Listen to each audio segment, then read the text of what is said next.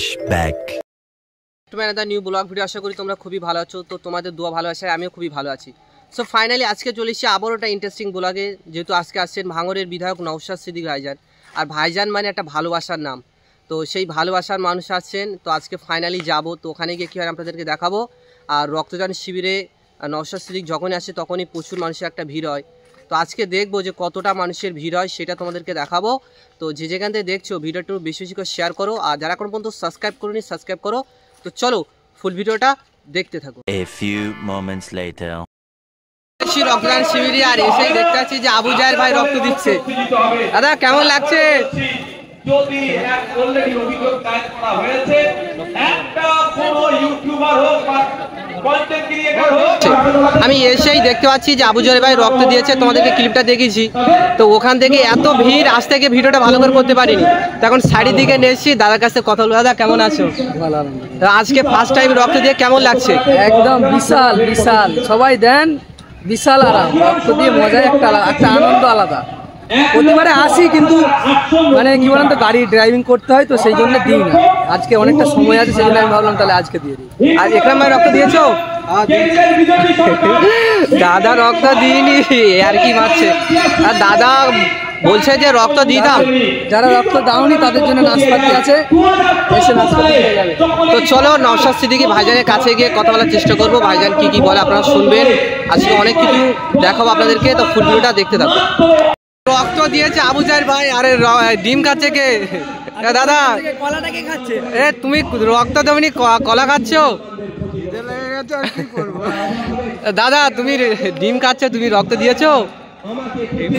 একজন বিধায়ক হিসাবে যদি আপনি আমার সহযোগিতা চান, আপনারা, আমি বক্তব্যটা রাজ্জাক খান পরিবারের উদ্দেশ্যে আমার বক্তব্য রাখছি।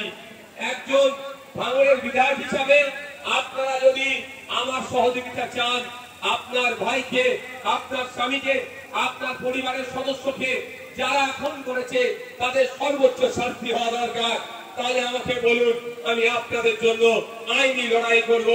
আপনাদের জন্য আইনি লড়াই করে প্রয়োজনে সিবিআই ডিমান্ড হবে বা প্রয়োজনে বিচার বিভাগীয় তদন্ত হবে, তাই নিয়ে আমি কোর্টে মুখ করবো।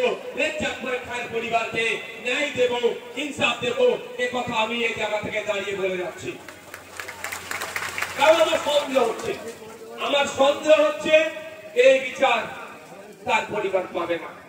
সেটা আমি আবারও বলছি, কারণ যারা ফোন করেছে শাসক ঘনিষ্ঠ, সরকার সাহেব ঘনিষ্ঠ, তাদের মধ্যে অনেকে বেল পেয়ে যাচ্ছে, খবর পাচ্ছি আগামীতে বেল পেয়ে যাবে, জামিন পেয়ে যাবে। তাহলে সরকার সাহেব স্টেজে করে ছুটি দিয়ে বাংলা করে তাহলে কি মনটা ভুলাতে চাইছে?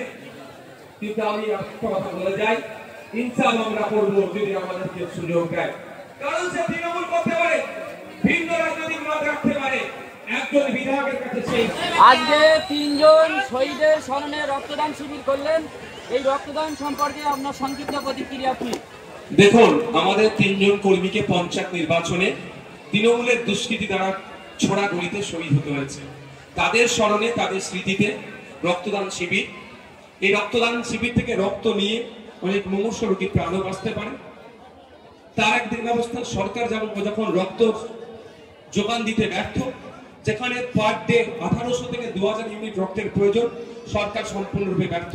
আমাদের মতো বিরোধী রাজনৈতিক দল বা বিভিন্ন স্বেচ্ছাসেবী সংগঠনের উদ্যোগে এই রক্তের যোগান কিছুটা আমরা দিচ্ছি। আর আজকে আমরা রক্তদান শিবির করছি আমাদের স্মরণে। আমি অনুরোধ করবো একটাই, পুরুষদের জন্য প্রতি 90 দিন, মহিলাদের জন্য 120 দিন ছাড়া আপনারা রক্ত দেবেন। এতে আপনার স্বাস্থ্য ভালো থাকবে এবং সমাজের সম্প্রীতির ঐক্যের বার্তা যাবে। সাম্প্রতিক প্রাক্তন তৃণমূল নেতা, বর্তমান বিজেপি নেতা, ব্যারাকপুরের প্রাক্তন সাংসদ ইসলাম এবং ধর্ষণকে গুলিয়ে ফেলে বিতর্কিত মন্তব্য করেছেন, যা মুসলিম ধর্মাবলম্বীদের ভাবাবেগে ব্যাপকভাবে আঘাত এনেছে। ভাঙড়ে বিভিন্ন সংগঠন, অরাজনৈতিক সংগঠন এফআইআর দায়ের করেছে। আইএসএফ কোনো এফআইআর দায়ের করেছে? আমি নিজে অভিযোগ দায়ের করেছি। আমি নিজে ভাঙড়ের আইএসএফ আলাদা করে করবে কিনা? না, করছে তো, পাটপাটে বিভিন্ন জায়গায় হচ্ছে।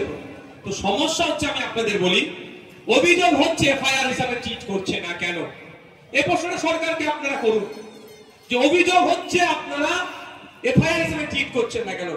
এতদিন ভিডিওটা কেন চলবে ফেসবুকে? কেন সরকারের যারা সাইবার সেলে যারা দায়িত্বে আছে ভিডিওটাকে কেন ডিলিট করাচ্ছে না? রাজ্য প্রশাসন কি করছে? কেন সুমুক্ত করেনি?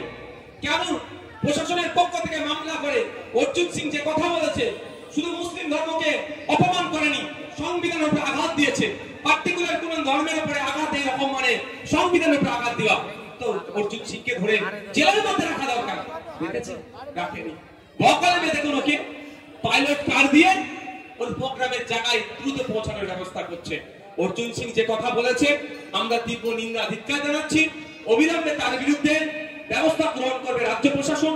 যারা বিভিন্নভাবে এফআইআর করেছে, তাদের এফআইআর অভিযোগ করেছে, সেগুলোকে এফআইআর হিসেবে ট্রিট করবে, এই আশায় রাজ্য প্রশাসনের কাছে রাখবো। তবে অর্জুন সিং এর উদ্দেশ্যে আমার একটাই বক্তব্য যে আপনি ইসলাম সম্পর্কে আপনার জানা নাই, ইসলাম সম্পর্কে আপনি চর্চা করুন, তারপরে বলবেন। কারণ ইসলাম ধর্মে এই ধরনের রেপ বা ধর্ষণ করলে তার শাস্তির নিদান কি দেওয়া আছে? মৃত্যুদণ্ড দেওয়া আছে। শুধু মৃত্যুদণ্ড নয়, ভয়ঙ্কর ভাবে মৃত্যুদণ্ডের কথা বলা আছে। গলা অবধি পুঁতে পাথর ছুঁড়ে ছুঁড়ে তাকে হত্যার নিদান দেওয়া আছে। এটা ইসলামিক কান্ট্রি নয়, এটা ডেমোক্রেটিক কান্ট্রি। এই কান্ট্রিতে ধর্ষণ করলে যে শাস্তি আছে সেই শাস্তির জন্য আপনারাও চিৎকার করছে না।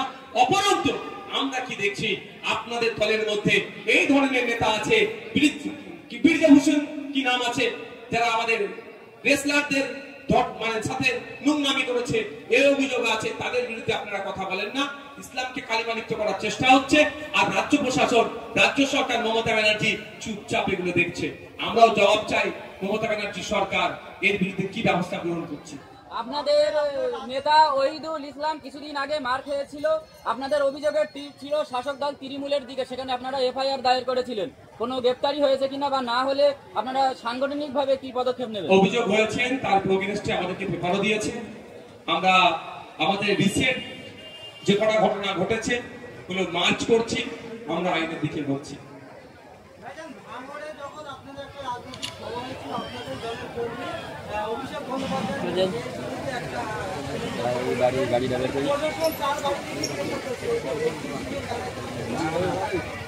অর্জুন সিং, শুভেন্দু অধিকারী, দিলীপ ঘোষ, সুকান্ত মজুমদারকে জেলের মধ্যে রাখলে, ওদের বিরুদ্ধে মামলা করলে, তাহলে হিন্দু মুসলমানের বিষটা কে ছড়াবে? হিন্দু মুসলমানের বিষ না ছড়ালে তৃণমূল বিজেপি দুটোই বাংলা থেকে পরাস্ত হবে। সেই জন্য অর্জুন সিং এদেরকে এরা ছেড়ে রাখে, শুভেন্দু অধিকারীদেরকে ছেড়ে রাখে। শুভেন্দু অধিকারী যখন কলকাতা পুলিশের সিপি স্যারকে অকথ্য ভাষায় গালাগালাজ করলো, শুভেন্দু অধিকারীকে ধরে জেলের মধ্যে রাখা দরকার ছিল। এফআইআর পর্যন্ত করেছে। আর আমি একবার দালাল বলেছি, দালাল পুলিশকে দালাল বলেছি, সব পুলিশকে দালাল বলি না। যে দালালি করেছে তাকে দালাল বলেছি। আমার বাড়িতে বারবার নোটিশ আসছে, এই ডিফারেন্সটা আপনাদের বুঝতে হবে। মমতা ব্যানার্জি সরকার, তৃণমূল কংগ্রেস পরিচালিত সরকার সবসময় বিজেপির এই নেতাগুলোকে ছেড়ে রাখছে। এরা বিষ ছড়াচ্ছে, সমাজকে বিশৃঙ্খলিত করছে। তাই তো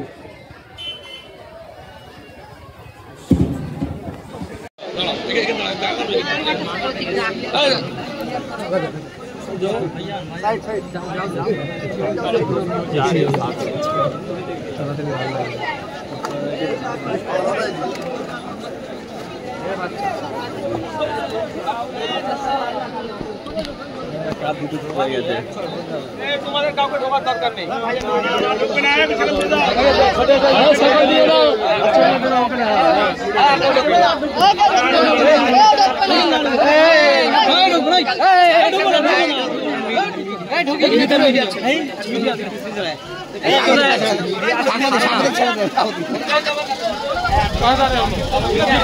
कौन सा मीडिया? I got दिखा कौन सा मीडिया?